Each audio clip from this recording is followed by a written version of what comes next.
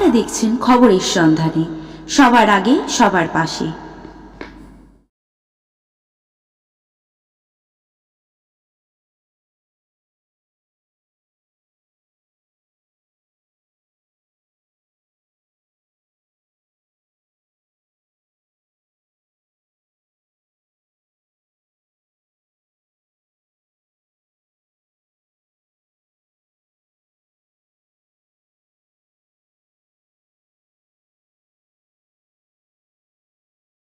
SIN নিয়ে প্রতিবাদ হচ্ছে সারা রাজ্য জুড়ে।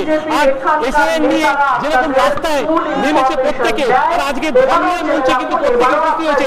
এবং আজকে এবং এই যে এসআইএন কে নিয়ে যেরকম ভাবে রাস্তায় প্রতিবাদ চলছে, এবং আজকে প্রতীকী ভাবে একজন আমাদের সঙ্গে উপস্থিত হয়েছেন, তাকে দেখা গেছে এসআইএন কে নিয়ে উনি কিন্তু প্রতীকী ভাবে আন্দোলন করেছেন।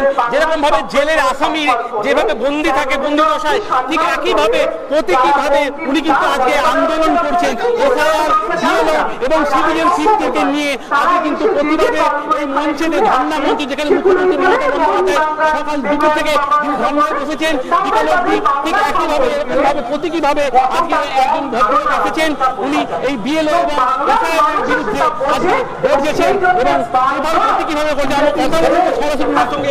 দাদা নমস্কার, আপনি কি দেখছেন এরকমভাবে প্রতীকীভাবে আপনি এই যেভাবে নিজেকে সমাজে আবদ্ধ করে প্রতিবাদ করছেন, কি জন্য আপনি করছেন? এটা তো আপনি দেখতেই পাচ্ছেন কি আমি কয়েদি হয়ে আছি। ইলেকশন কমিশন অফ ইন্ডিয়া আমাদেরকে কয়েদি বানিয়ে দিয়েছে, বিএলওকে আর সিটিজেন অফ বেঙ্গলকে।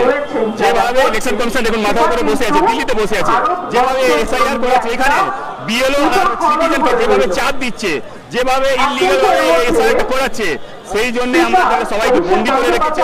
এর পক্ষে আমরা একদম মানে যে বাজে কাজ এটা করছে, যেভাবে এরা বলছে বিএলওদেরকে বা সিটিজেনদেরকে এই 13টা পেপার আনতে হবে, সেই তারপরেও ম্যাপিং হচ্ছে না, তারপরে রোজগার ডিফেন্সের নাম চলে আসছে।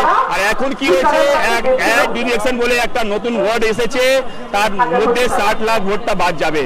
তো আমরা চাইছি যারা বৈধ ভোটার তাদের নামটা থাকুক, একটাও বৈধ ভোটার নাম বাদ যাবে না। এই প্রতিবাদ আমরা করব। আর আমরা দিদিকে ধন্যবাদ জানাতে এসেছি, কেন দিদি আমাদের জন্য এই বিএলও আর এই সিটিজেন জন্য সুপ্রিম কোর্টে দাঁড়িয়েছিলেন। যেভাবে আমরা অত্যাচারিত হয়েছি, বিএলও বা সিটিজেন যেভাবে আমরা শোষণ হয়েছি, সে দিদি আমাদের পাশে দাঁড়ালেন। উনি বললেন দিল্লিতে কিনা এটা হতে দেব না আমরা, যারা বৈধ ভোটে তারা ভোট দেবে, যারা আমাদের বেঙ্গলে যারা ভোটে তারা ভোট দেবে। আপনার কি বৈধ ভোটার হিসাবে আপনার নাম কি আছে না বাতিল হয়েছে? আমরা যেহেতু আমি 3 বার, একবার ম্যাপিং হয়েছে, ম্যাপিং এ হলো না, তারপরে লোকাল ডিসক্রিপেন্সিতে নাম এসেছে, হলো না।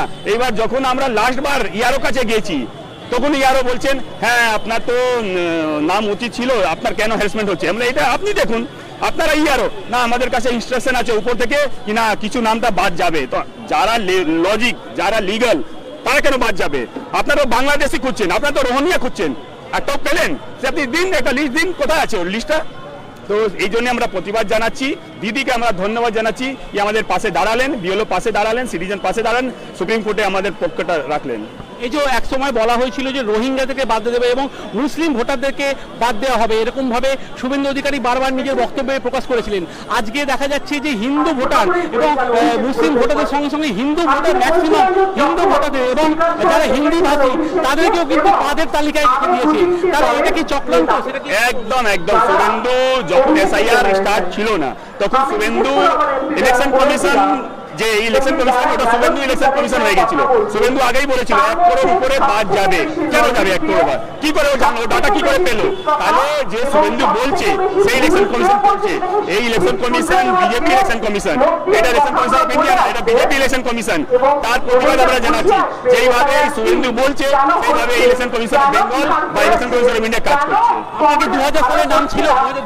আমার তখন তো আমি ভোটার হিসাবে ছিলাম না, আমার বাবার নাম ছিল। লোকাল ডিপিএসসি ম্যাপিং হিসাবে আমার নামটা উঠিনি।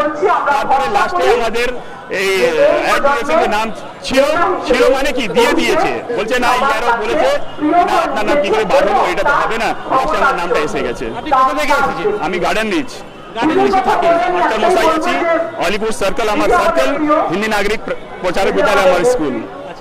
আপনার নামটা কি বলুন? আমার নাম উদয়, বিএলও রক্ষা কমিটি একজন আমার সদস্য। আমরা সরাসরি দেখে নিলাম যে এখানে প্রত্যেকে যেভাবে প্রতিবাদের মঞ্চেতে খবর হয়েছে, ঠিক একইভাবে গ্রামীণ বীজ থেকে এসেছেন কিন্তু আজকে বিএলওদের ওপর যেভাবে আক্রমণাত্মক দৃষ্টি প্রকাশ করেছেন এসে নির্বাচন কমিশন যেভাবে তড়িঘড়ি একটা প্রক্রিয়াকে সম্পূর্ণ করার জন্য মানুষকে যেভাবে হয়রান করেছেন, ঠিক একইভাবে এইসব মানুষদেরকে কিন্তু হয়রান করেছেন। তার জন্য আজকে প্রতীকীভাবে আজকে কয়েদি হিসাবে এই প্রতীকীভাবে প্রতিবাদ করছেন।